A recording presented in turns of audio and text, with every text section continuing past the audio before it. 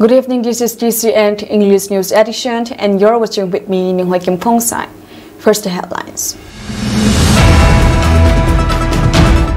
ITLF condemns attack on its secretary residence at Dorcas Wing. Manipur Congress chief fails to appear before ED in money laundering case.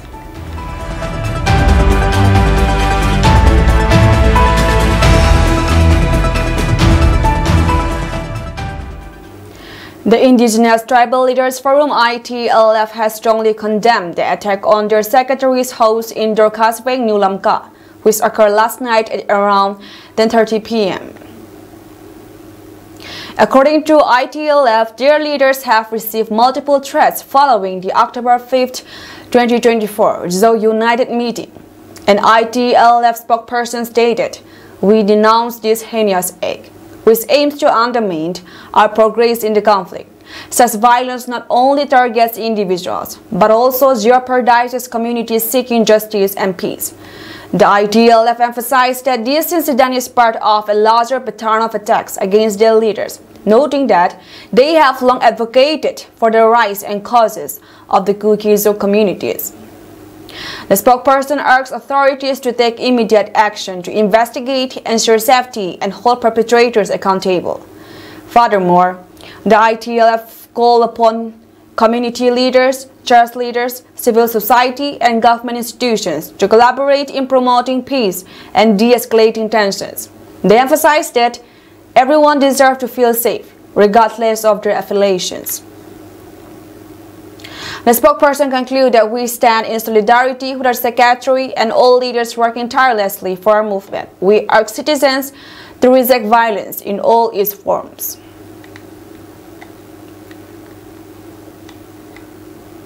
Manipur Congress President K. Megachandra Singh on Monday failed to appear before the Enforcement Directorate in connection with an investigations under the Prevention of Money Laundering Act 2002 (PMLA). A senior Congress functionary, however, claimed that the summons was issued a few days ago, but the party chief came to know about it only on Monday. Hence, he was not able to appear on time, he said.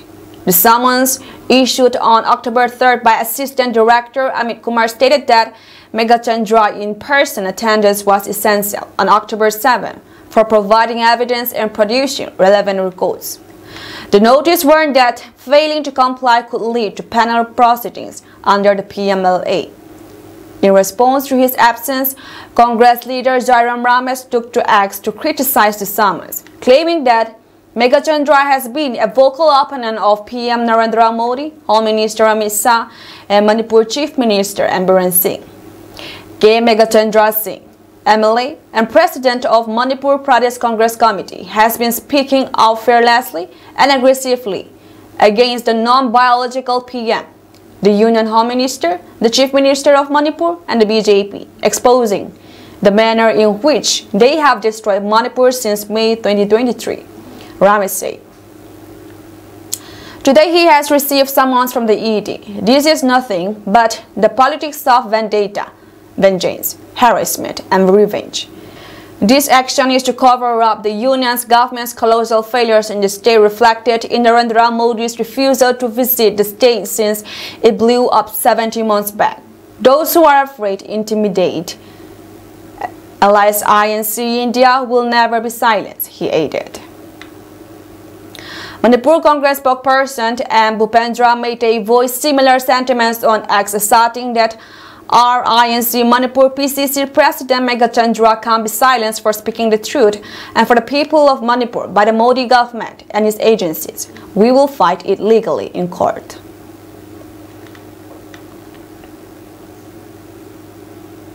The district administration has set up relief centers in Lamka to provide aid to those affected by the recent floods. At the mini secretariat in Tuibong, relief materials are being distributed to various centers. Relief centers and materials distributed.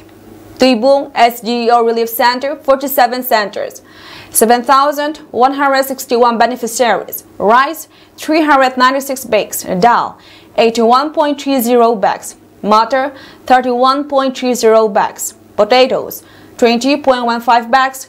50 tin mustard oil, total 8, 7,232. Lamka SDO Relief Center, 32 centers.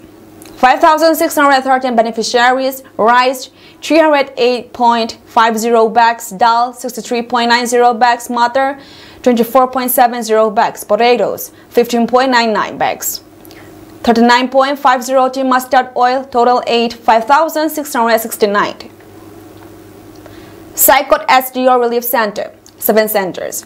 1,056 beneficiaries, rice 58 bags, dal 12.10 bags, mutton 4.60 bags, potatoes 2.90 bags, 7.30 tin mustard oil, total 8, 1,067. Singat SDO Relief Center, 4 centers. 901 beneficiaries, rice 49.50 bags, dal 10.30 bags, mutton 4 bags, potatoes 2.60 bags, 6.20 tin mustard oil, total 8, 911. Sangaikot SDO Relief Center, 4 centers, 876 beneficiaries, rice 49 bags, dal 10 bags, mutton 3.90 bags, potatoes 2.50 bags, 6.30 tin of mustard oil, total 8, 885. Total relief materials distributed today is rice 861 bags, dal 177.60 bags, mutton 68.50 bags, potatoes 44.14 bags, mustard oil 109.30 tin, total 8, 15,764. Heavy rainfall in Moray on October 2 to 3, 2024 has caused severe flooding in villages near the river, resulting in destruction of houses, properties, and livestock, especially in Savangpai village. Chairman Hamin Lalkongsar expressed his sorrow and appealed for help, noting that this is the 3rd time the village has experienced such flooding. Savangpai village is located in a plain area within Moray, known for its good roads, but its geography makes it prone to flooding. The village has previously suffered losses due to flooding, and Chairman Kongsai urged leaders to visit and find lasting solutions to mitigate further future damages. The recent flooding has raised concern about the vulnerability of villages in the region to natural disasters. It's crucial for authorities to take proactive measures to address infrastructure and preparedness to minimize the impact of such events. Today at 10:30 a.m., the Manipur State Rural Livelihood Mission MSRLM organized an orientation program for the DDU-GKY, MSRLM, Churachandpur and Persol districts airline cabin crew training at Tuibung Peace Ground.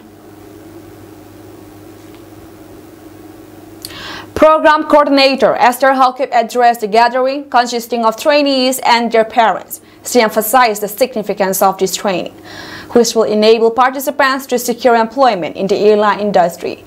MSRLM staff provided guidance on the training program, encouraging participants to take full advantage of these opportunities. Esther Halkip stated, "This training will not only benefit the participants, but also their families and communities. We aim to empower individuals, especially women, to become self-sufficient." Pupujo, DDMU MSRLM Lamka also addressed the trainees, emphasizing the importance of discipline, hard work, and dedication. The MSRLM have been actively promoting skill development training programs to address unemployment issues in the state. Key highlights of the program were 31 trainees will undergo 7 to 8 days of training in Guwahati. Training partner, Info Valley Educational and Research PBT Ltd. Job placement assistance will be provided. MSRLM has targeted 593 trainees for Churachandpur and Persol districts. 368 trainees have already undergone training. 187 trainees have secured placement under DDU-GKY. Individuals have registered under Kushal Pansi. The event concluded with a flag-off ceremony by Zamlung Mongzo and a farewell speech by Pausay.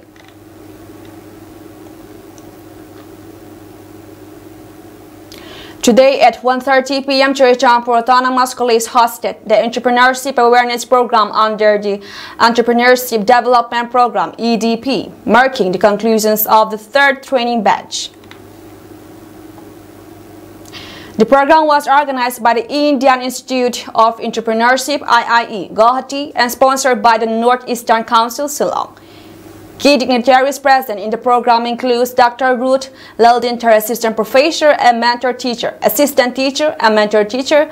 Baltunong Vaipe, Center Head, EDC, delivered the keynote address. Saran Gangte, Assistant Professor and Mentor Teacher, delivered the valedictory speech. Artists Elizabeth Ngainehoy, Lamngai Rose, and Lily Ramter performed during the event.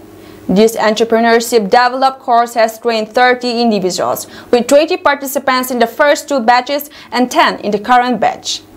The awareness program has reached 162 individuals, with 30 selected for training. The IIE guidelines require training 10 individuals per batch.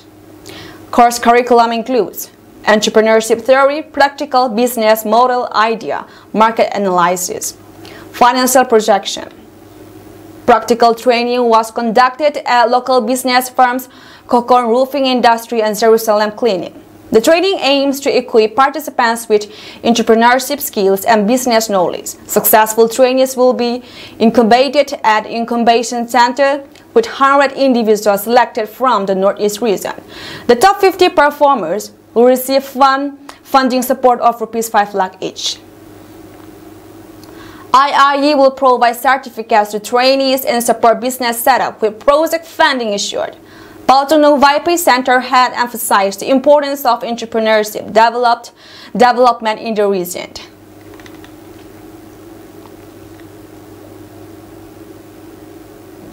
The death toll in Meghalaya's flood-hit Garo Hills climbed to 17 after flash floods in the region claimed the lives of 2 children. The 2 children, identified as Slari Marak, 8-year-old, and Tangmei R. Marak, 3-year-old, both residents of North Garo Hills, Bati Apple Bangsi Apple Village, lost their lives after accidentally falling into a pit filled with water. The dogs were reportedly playing near their house when they fell inside the pit, which was not visible due to water accumulated inside it. Meghalaya Chief Minister Conrad K. Sangma will visit the flood-affected areas in Dalu, Atisya Songmong, and other adjoining regions on October 8. He will meet the next of the kin of the deceased in West and South Garo Hills. During the visit, the Chief Minister will inspect relief camps and hold a review meeting with the administrations of West and South Garo Hills to assess the overall damage to life and property. Meghalaya State Disaster Response Force SDRF is maintaining its presence in the Garo Hills district, aiming to facilitate the distributions of relief material after flash floods and landslides ravaged the district. Incessant rainfall has continued to last Meghalaya, particularly the Garo Hills district, since October 4.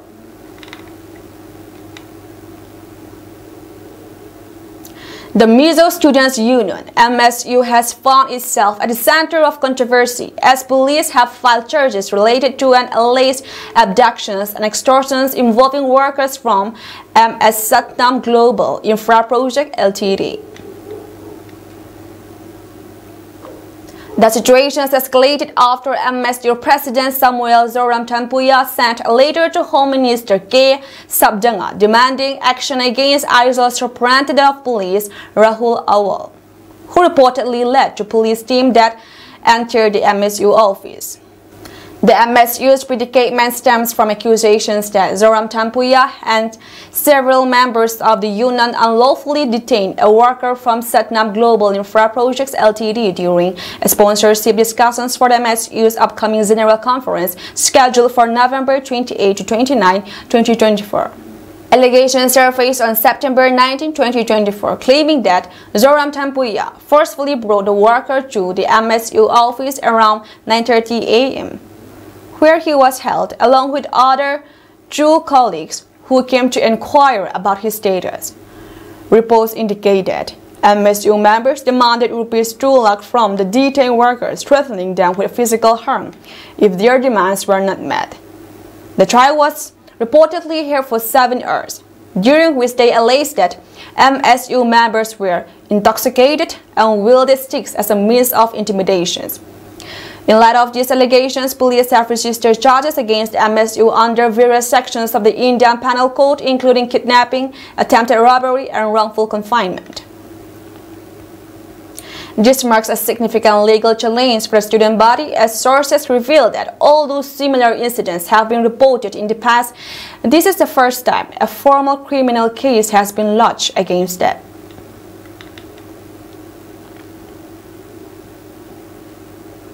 One Bangladeshi smuggler was shot dead while a BSF personnel injured after the security forces tried to prevent a smuggling attempt on Monday last night at Solpokar under Sepahi Jala district.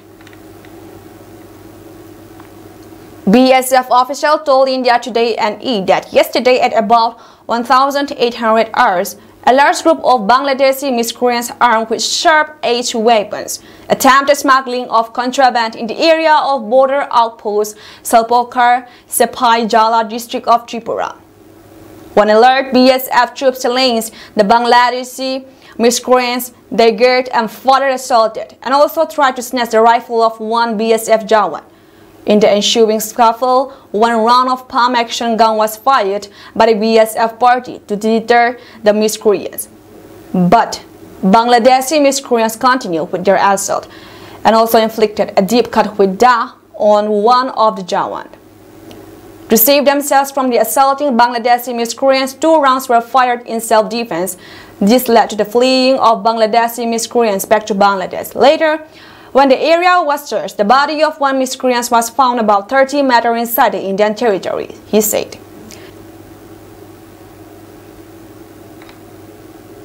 The deceased has been identified as Kamal Hussain, a resident of Sadar Dakshin, Kumila district of Bangladesh, and FIR has been lodged with Tripura police for further legal action, said the BSF official. He informed that a sector commander level meeting was also held with border guards of Bangladesh today, in which BSF lodged a strong protest against the assault, and such illegal activities have been carried out by Bangladeshi miscreants inside the Indian territory.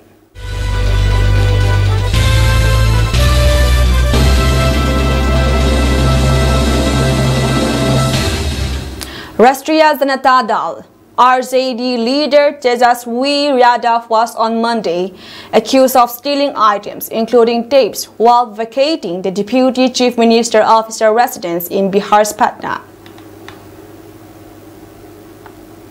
The allegations were made by Shatrughan Kumar, the personal secretary to Bihar's present Deputy Chief Minister, Samrat Chaudhary. Several items, including a sofa, plant posts, and air conditioners, are reported missing from the official bungalow, Kumar alleged. Dennis Iqbal also leveled the same allegations. They said, "We are not making allegations, but we are showing evidence on camera. Tejasvi should answer." Akhilesh Yadav made the tapes disappear in UP. The same thing has happened here. Tejasvi Yadav vacated the official residence on Sunday, after which it was allotted to Chaudhary. The Supreme Court earlier dismissed his plea, challenging the Patna High Court's order asking him to vacate the bungalow. The court ordered him to sift through an accommodations for the leader of opposition. RJD leader Tejasvi Yadav was on Monday accused of stealing items, including tapes, while vacating the Deputy Chief Minister officer residence in Bihar's Patna.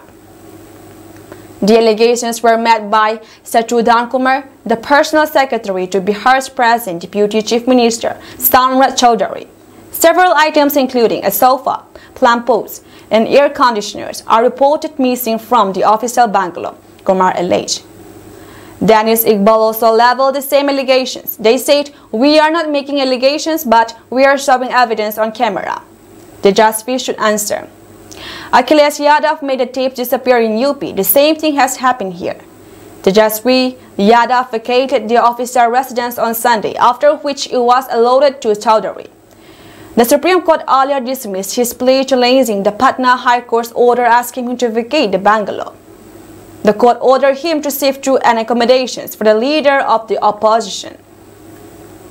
Early yesterday, Rose Avenue Court in Delhi granted bail to RJD leaders Lalu Prasad Yadav, Tej Pratap Yadav and Tejasvi Yadav on a bail bond of Rs 1 lakh each.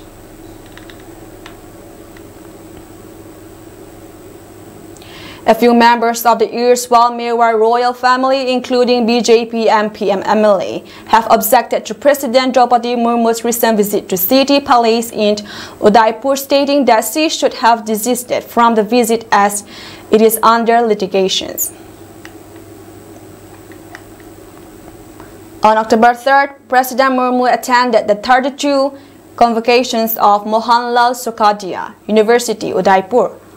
Murmu also made a personal visit to City Palace, where she, along with Rajasthan Governor Haribal Bach and Deputy Chief Minister Prem Chand Bairwa, was hosted by Lakshayaraj Singh Mewar and his family. Mahima Kumari Mewar, BJP MP from Rasamand, and her husband Natwara MLA Viswara Singh Mewar, also from BJP, objected to President's visit, citing litigations, and said that she didn't meet Mahendra Singh Mewar, Viswara's father, whom they considered the head of the family. Mahendra Mewar is the elder brother of Arvind Mewar, who is Lakshayara Singh's father. The family traces its ancestry to Maharana Pratap. Viswara said that when he and his wife got to know about President's visit to City Palace, Udaipur, they wrote a letter to the President. In the letter, we had stated in brief that City Palace is our family property and there is a stay order on it by the courts. Additionally, there is a contempt application pending in the Supreme Court for some part of the property, he said. Additionally, the property has been declared Hindu Undivided Family HUF by the Tax Department and the District Court, with an appeal pending before the High Court. In the letter to President, the couple has said that the President, by visiting the above properties, is seriously compromising the dignity of the office. That too, without any communications with the Karta and head of the family, referring to Mahendra Singh. In the letter, the MP and MLA had requested Murmu to cancel the program. Mahima said that as soon as they got to know about Murmu's visit, they apprised the President's secretary, her officer on special duty, her in charge of the Udaipur program, about the situations, and was informed that it is the President's personal visit. I want to say that a personal visit is fine for a common man, but she is the President, and there is dignity to the President's office, and so visiting City Palace उनकी गरिमा के लिए भी ये सही नहीं है. It's not right for the dignity of our office, Mahima claimed. She said that she had tried speaking to the district collector, but he was not reachable. So I had to reach out to Chief Minister's office, and after that, the collector called back.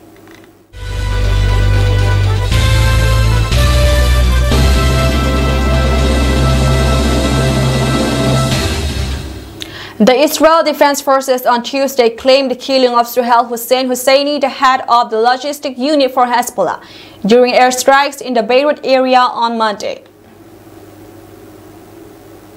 Sharing the details of the operations, the IDF said that a strike on a compound in Beirut was carried out on Monday, October 7, killing Husseini. There was no immediate comment from Hezbollah. The IDF killed Suhail Hussein Husseini, the head of Hezbollah terrorist organization's headquarters. Yesterday, under the precise directions of the intelligence divisions, Air Force fighter jets targeted the Beirut area and killed Suhail Hussein Husseini, the head of Hezbollah terrorist organization's headquarters, IAD said in a post on X. Earlier on October 3rd, the IAF also announced the killing of 3 senior leaders of the Palestinian terror outfit Hamas, including their Gaza government head Rawi Mustafa. The IDF said that a strike on an underground compound in northern Gaza killed Rawi Mustafa and 2 other Hamas commanders, Sameh Siras and Sameh Oded. In September this year, in a precision strike in Lebanon's Beirut, Israel also killed Hezbollah chief Hassan Nasrallah, giving a major blow to Iran-backed terror group. The Middle East has been witnessing a tumultuous security situations for nearly 1 year after Hamas launched an unprecedented attack on Israel, killing about 1,200 people and taking hostage over 200 others. The attack triggered the war in Gaza, which has killed over 41,000 people.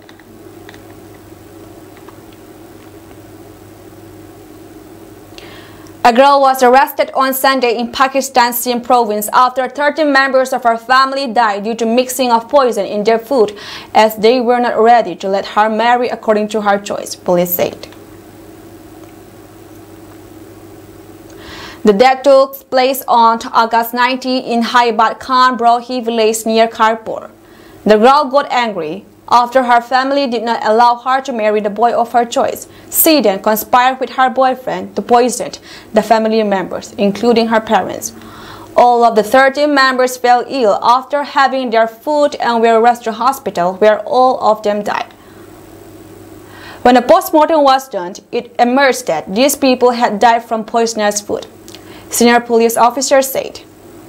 He said, when the police conducted a thorough investigation, it was found that the daughter and her boyfriend had put poison in the wheat used to make rotis in the house. Following the discovery, the police arrested her on Sunday. She was angry because, despite her efforts, her family was not ready to let her marry the boy of her choice, Shah said. The girl confessed to mixing poison in the wheat with the help of her boyfriend, he added.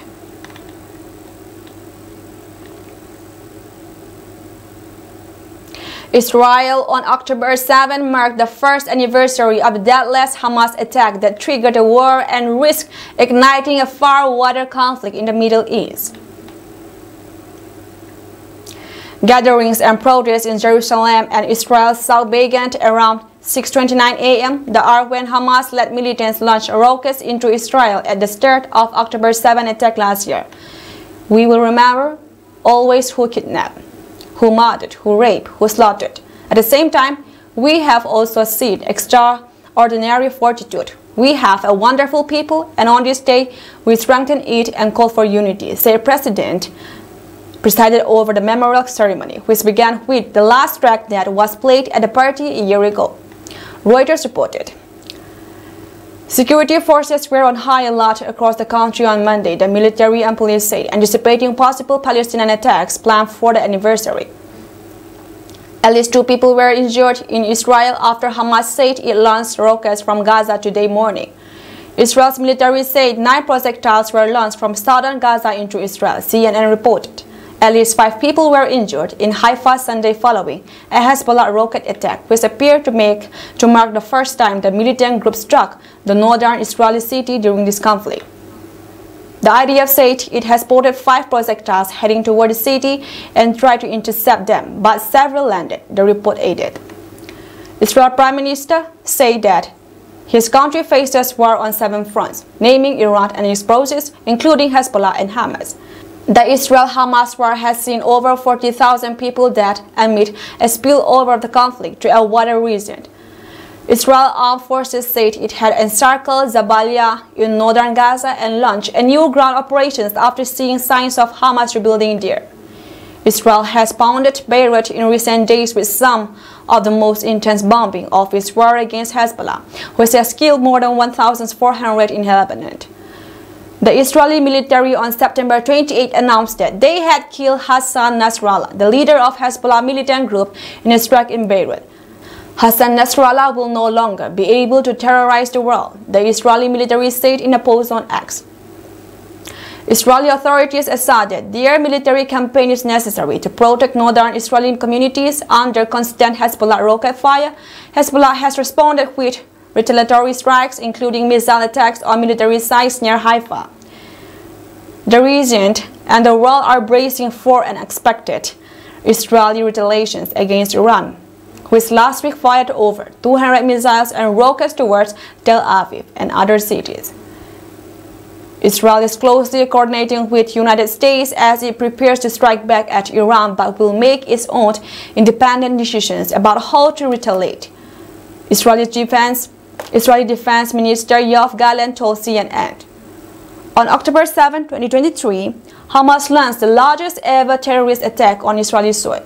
The Palestinian organizations considered a terrorist group by the US and the EU stormed through the security fence separating Gaza and Israel and killed 1,189 people, children, toddlers, infants, and animals, including 815 civilians, while wounding 7,500 and taking 251 hostage.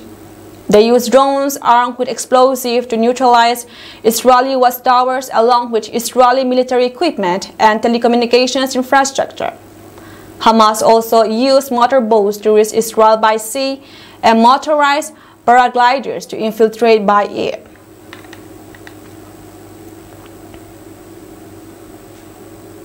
According to the New York Times, the damaged bulk carrier Rabi, flying the Maltese flag and carrying Russia fertilizers, has not been permitted to enter EU ports for several weeks.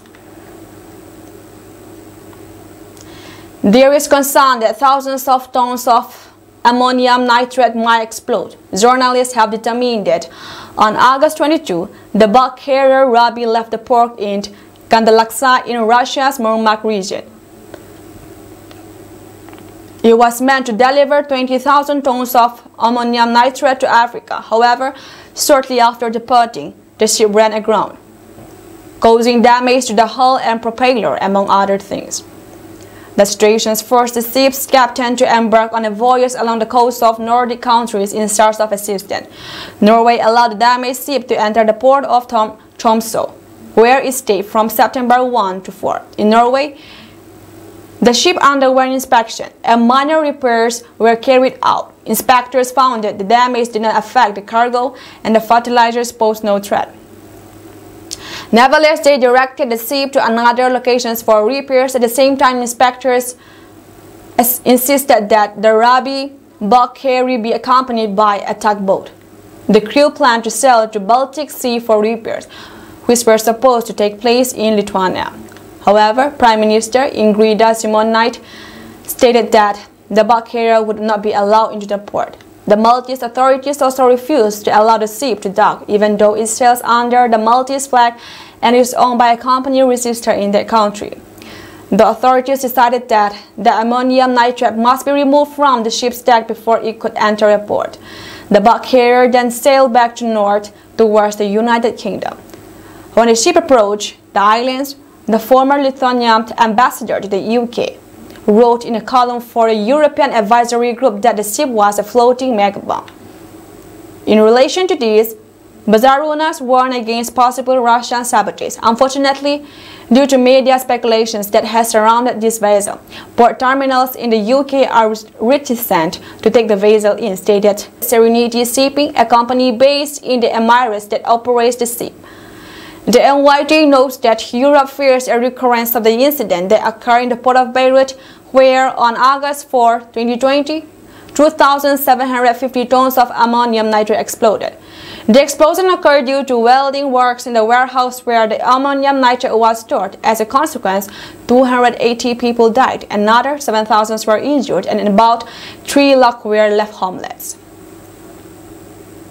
The economic losses caused by the disaster exceeded $15 billion following the explosions.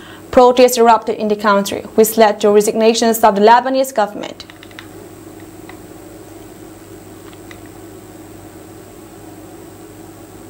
Confronted with the prospect of a debt crisis and repayment of past loans from China, visiting Maldivian President Mohamed Muizzu on Monday thanked India for its offer of financial assistance to Indian Ocean archipelago.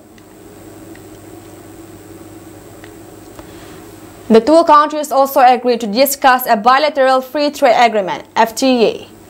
India extended two currency swap agreements to the Maldives, including an agreement worth $400 million and another worth rupees 3,000 crore to help the island nations access to foreign currency.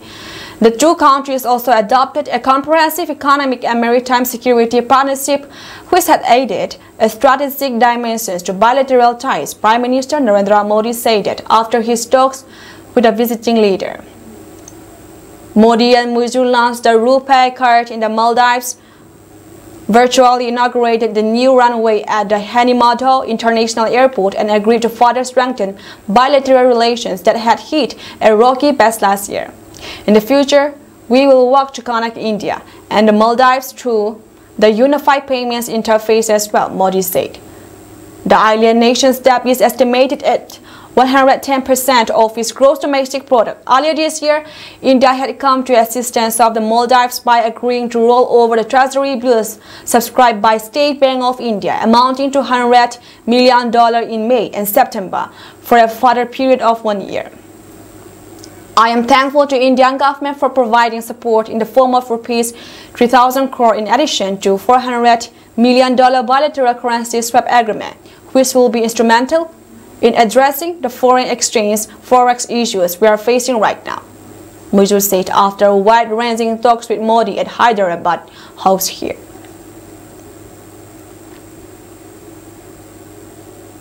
Foreign Secretary Vikram Misri said later at a briefing when asked how India managed to bridge the sharp divide in the bilateral ties that had emerged last year.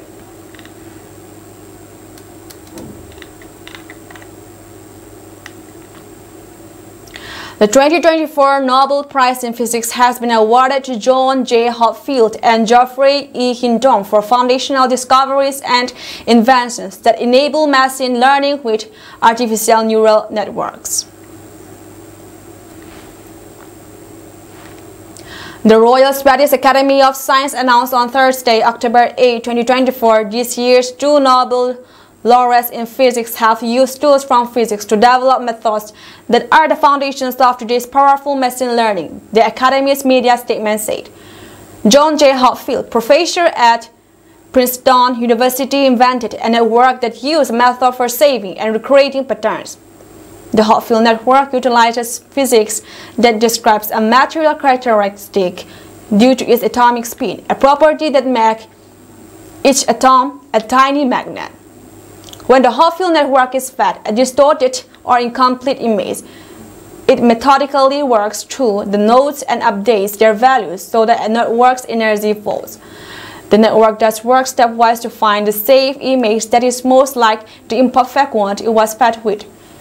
Geoffrey Hinton, professor at University of Toronto, used the Hopfield network as the foundations for a new network that uses a different method. This can learn to recognize characteristic elements in a given type of data. Professor Hinton used tools from statistical physics, the science of systems built from many similar components. The Boltzmann machine can be used to classify images or create new examples of the types of pattern on which it was trained. Hinton has built upon this work, helping initiate the current explosive development of machine learning. The laureate's work has already been of the greatest benefit. In physics, we use artificial neural networks in a vast range of areas, such as developing new materials with specific properties, said Alan Moons, chair of Nobel Committee for Physics.